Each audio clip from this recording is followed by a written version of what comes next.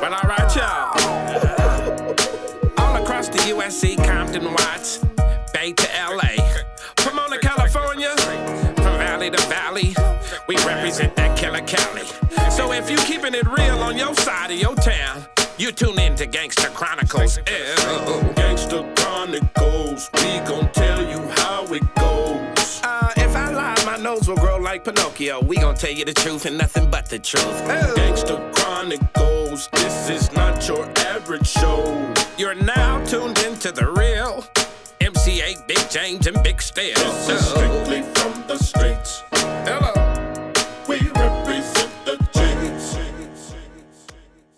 Well, I want to say this about Ray Boyce and Tavi Clark.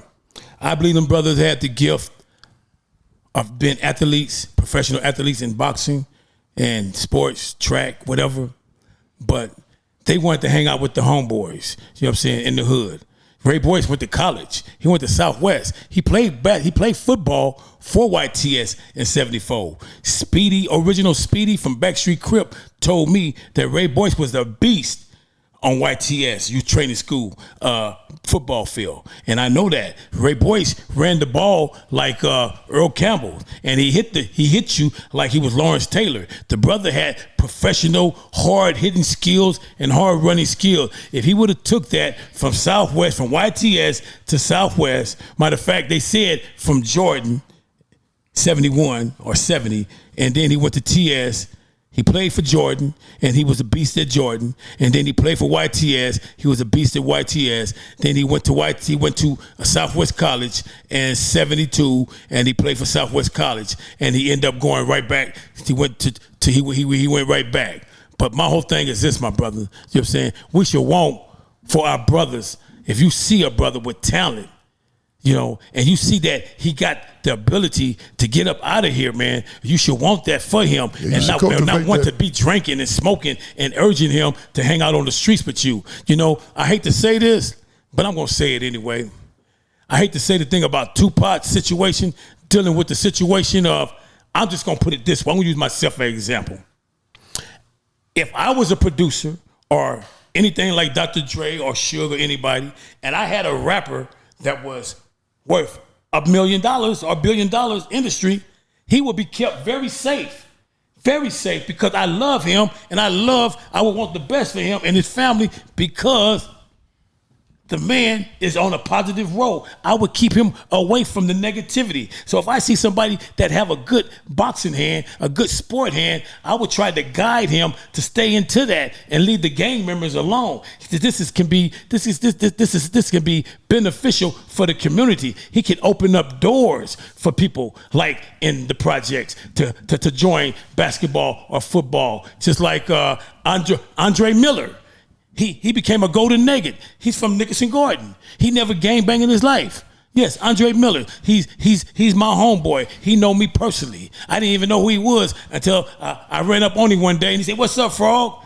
I'm Andre Miller." I said, "Oh, you the golden nugget." And he greeted me because he knew me as a little boy. And that made me feel good that the brother from the golden nugget is a multi-millionaire and he's not in the project. I wasn't thinking about robbing him or killing him or hating on him. I was happy for him because guess what, my brother? That could be me too if I would have took that same road. We make choices in life. Just like Ray Boyce. He was best in sporting, best in boxing. I would say he was the best with his fists in L.A. from what Too Pretty Kenny and Mac Thomas was talking about. But that's another can of worms. But my whole thing is this, my brother. You know what I'm saying? I love these brothers to the point to where in my heart right today, I want the best for them. And I would like to give a roll call out on these pictures very briefly, if it's all right. For sure, do your thing. Okay. Number one is Ray Boyce. He's squatting down. In 1975, he just got out of YA. This is when he was working for the WCAC. And matter of fact, yes, 1970. He came home in 1975. He was working for Yeah, matter of fact, he was doing construction work for the Nickerson Garden projects. They was rebuilding the inside, remodeling the projects in 75, 76. So the Watts community house authority hired a lot of bounty hunters to do work, and they was getting paid in 76. They was getting paid like $20, $25 an hour. They was hiring them as security. That's right. I remember when they built the freeway over there on Imperial, because the white folks couldn't come up Imperial without getting them BBs and shit through in their windows. That's your generation. In my generation in the 70s, Ray Boyce, Terry Moses, they would actually snatch you out your car. They didn't bust no window. When that light catch you on Success or Central right. or right there on Compton Avenue, we didn't bust no windows, and we didn't rob no black or Mexican people. Everybody who came was coming from Linwood or coming from the airport. They had a sense of identity of who they robbed also. Right. They didn't rob black people back then on Imperial in the 70s. No, Ray Boyce now was robbing a white man. He went to jail for robbing a white man. You know what I'm saying? I seen him do it myself. But he went to TS behind that in 72. We did not rob our own people back then. That case that happened with the Hawkins, that wouldn't have never happened with us in our generation, because we don't get into it with our community. We got into it with our adversaries, which was the Carver Park Crips. We didn't rob our community neighborhoods, liquor stores, because we had love for them. They seen us grow up as elementary people. So now that we teenagers, we had a little bit of respect for them, except the one on 112th and Central. That was the one that we really was fighting. We was like in high school and junior high school fighting guys that was in their 30s and late 20s. And, that came out kind of hectic. One of them ended up getting shot. And the homies, they broke somebody's leg and they beat up some homies. They pistol whipped one of the homies. And all this is in the 70s, but nobody never got killed. So that's just to show you that even people who you don't even like and you don't get along with, you still have a choice, my brother, of not killing that individual. You still have that choice. Now I want to discuss the one based on with Joe Barker. Joe Barker is the homeboy who remind me of Samson. He flexing his muscles, right? And he's standing next to Babe Bruh. Babe Bruh is a gunner. He has no respect for law. He remind me of, what's that guy name? Babyface Nelson. He Nelson. He do not like, well, my thing with the homies that I have a lot of respect for was based on the police. My homeboys back in the 70s never killed the Crip. Never killed the Crip. There's not on record killing the Crip. But they got at least 4 police cases under their belts during time. So Babe Bruh and like Joe Barker, they both rest in peace, so I can speak on this, dealing with their situation at hand. Killer Joe and Babe Bruh. Number 3 is dealing with another picture I would name Nickerson Garden finest. You have Terry Moses, Ray Boyce, Roy Lynch, Coco, Rick Rock, and then you have Joe Smith at the bottom. You have Zorro. You have Earl Jones with the Choo Choo Charlie hat. The Choo Choo Charlie hat used to be the bounty hunters' original hat back in 1971, 72, before we start wearing ace deuces. Then you have JT, he rests in peace. Then you have Ricky Green, who AC wrote in his book. He was also a Bonnaroo back in 1974 with AC and YTS. And then here go the Bonnaroos again. And they came home in 1976. You got me holding the radio, Hard Rock pointing up to the sky, Terry Moses wearing the red tennis shoes. You have Neil Matthew wearing the leather coat, and Coco pointing to the sky, and Hard Rock wearing also a red bandana. And what I can actually say about these brothers right here, they brought Bonnaroo home. They truly brought the word Bonnaroo to the house. And I was there with them in 1976. So I don't know about what T. Rogers talking about. Everybody was saying cuz, and everybody was saying blood. We never said cuz. I never even heard no Pyru say cuz. We all started saying blood to each other and wearing red bandanas together. You know what I'm saying? Because I know for a fact that nobody have the red bandana but Pyru. And LB and Little Vince made sure, not AC, but LB and Little Vince made sure that that red bandana that made Pyru what it is today became a blood nation. And that's the true fact. Real. I have another one I want to talk about. I have the roll call of my homeboys, 1973 bounty hunters. You have Junior Thomas, left to right. You have Jerry Ortega. And then you have Sugarloo from Piru throwing up the Piru sign. Then you have Michael DeRoe wearing a beige knit shirt throwing up the Bounty Hunter sign. Then you have Terry Moses throwing up the sign. You have David Taplett. And you have Sip Ortega. And you have, I forgot the other guy at the very end, but that's Terry Moses' little son standing right next to David Taplett. That's in YTS, not YTS, that's in Nellis. That's in Nellis, in YA, 1973, the original Bounty Hunters. Right there, okay? Then we have another picture that I want to elaborate on. You're dealing with Junior Thomas standing to your left and Hard Rock standing to your right. Junior Thomas is the leader of the Bounty Hunters with a red flag on. Now, I challenge anybody that is a Brim or from any other set to show me a picture of they OG homeboys back in the 70s with a red flag. And I'm talking about guys that would be like 67 and 66 today. Hard Rock is flamed up. He rests in peace. He would be today 65. We dealing with originals. They standing right in the middle of the heart of Nickerson Garden. You have Hank in black standing by the radio, and you have Squeak in the right tennis shoes wearing black. And this is in the 70s of the original Bonnaroo's. Then you have another picture of the homeboys standing together in the projects. You have Michael Ford wearing a beige beanie cap. You have Terry Moses wearing a leather coat. You have Gary Barker wearing a light blue shirt. You have somebody in the background throwing up a Bounty Hunter sign. You have Ricky Bryant in the bottom left corner. That's Silky Blood. And these are the original Bounty Hunters hanging out together in 1978, 79. And I just want to elaborate on one more thing, and that would be with Mr. T, Michael Smith, rest in peace. I have his obituary right before me right now, and he passed away in November the 18th, 1982. This guy right here, what I like about him, he was the type of guy that he truly believed in fist fighting. This is the only homeboy that I know from Nickerson Garden that took it to the Jordan Down Crips with his fist by himself. Him and Eddie Brim from the Jordan Down Crips, they had a fist-to-cuff fight.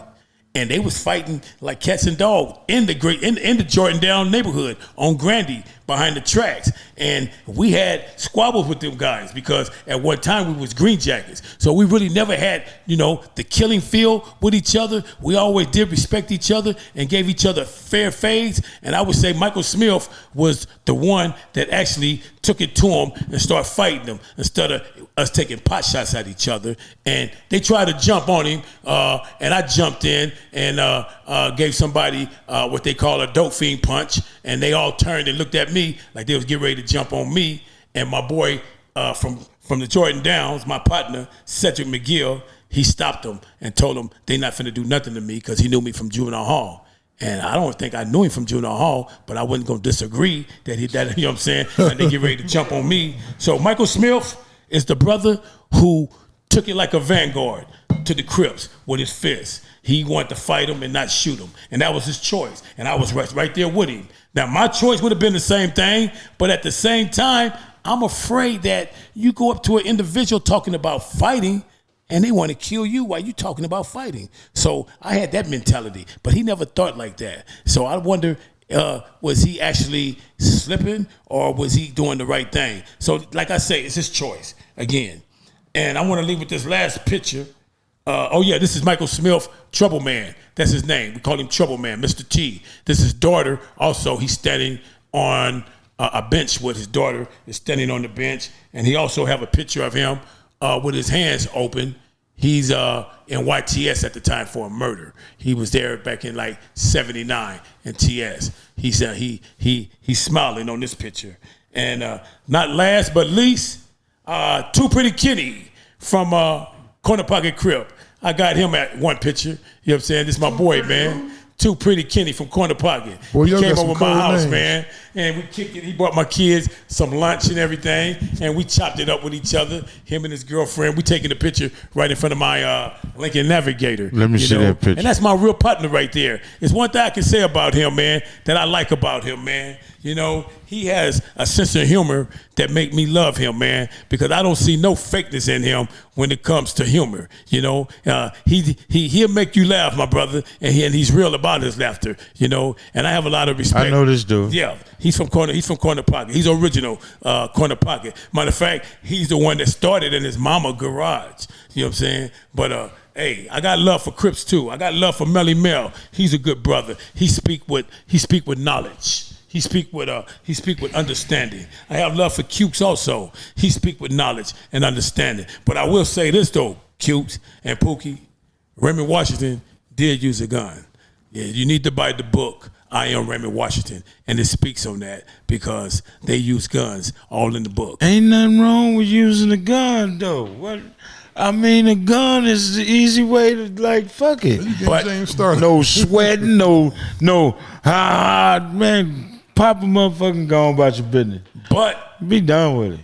But don't compare Ray Boyce, who never used a gun, with a person who used a gun. Well, you can't compare that. Yeah, he was a squabbler. He wasn't a gun user. Right. So you don't compare. I'm letting them know Jimmy Lavador and Kev Mack made a statement about that. And I'm just letting them know Raymond used guns and Ray Boyce didn't use guns. And it's in the books. Well, I'm here to say I'm rocking and rolling with you, Raymond.